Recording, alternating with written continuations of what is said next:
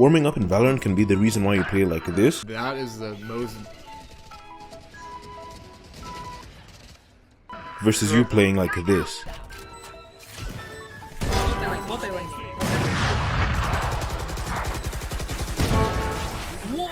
And in today's video, I'll be giving you guys the warm-up routine that allowed me to climb through the ranks and peak at Immortal 2 137 RR.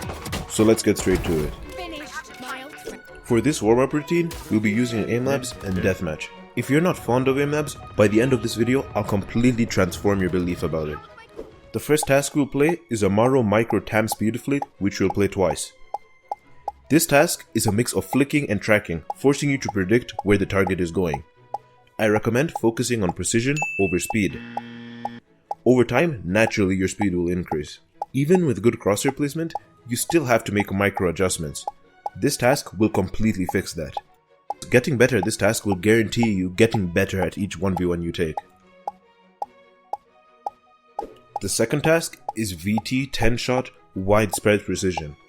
So if you have used aim labs before, you'd say this is similar to 6-shot, but the reason why I prefer this over 6-shot is because all the targets are spread on a horizontal axis.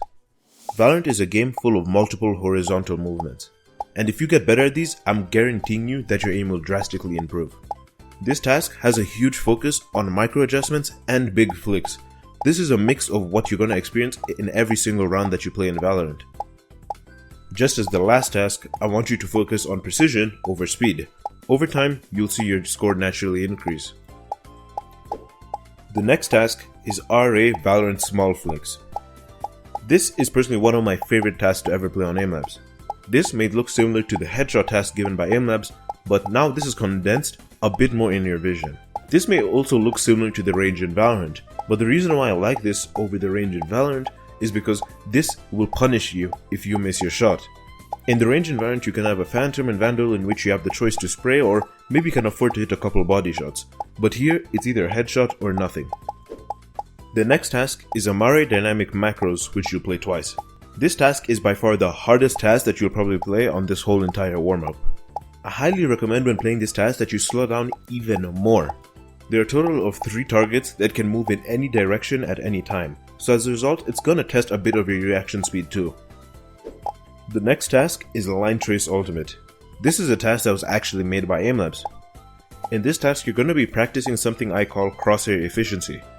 Maximum crosshair efficiency looks like no unnecessary movements when moving from one target to another.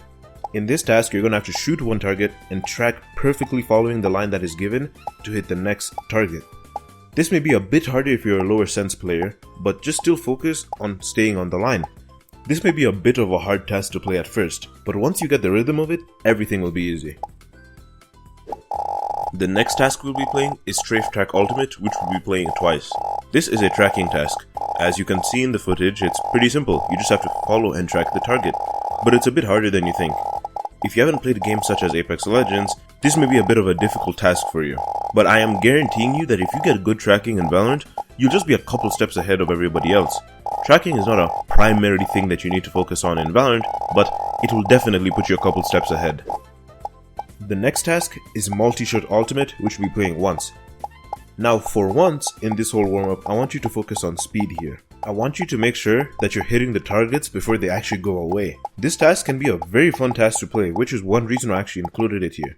It's gonna focus on speed, but also have you something to enjoy during your warm-up. I don't want to see your accuracy drop below 70% here, but as long as you're maintaining something above 70 or even 80%, you're doing perfectly fine. The last task we're going to be playing is 6-Shot Ultimate, which we'll be playing once. In this task, I want you to focus on precision as we have before, but now there's a bit more flicking on the vertical direction too. This is towards the end of the warm-up, so you should just be having a good time and make sure you're going slowly and hitting every single target. I really don't want to see anybody's accuracy here go below 85%. If you're getting below 85%, you're probably rushing yourself far too much and need to slow down. So now that you're done with the aim labs portion of the warm-up, now it's actually up to you if you want to play a deathmatch or not.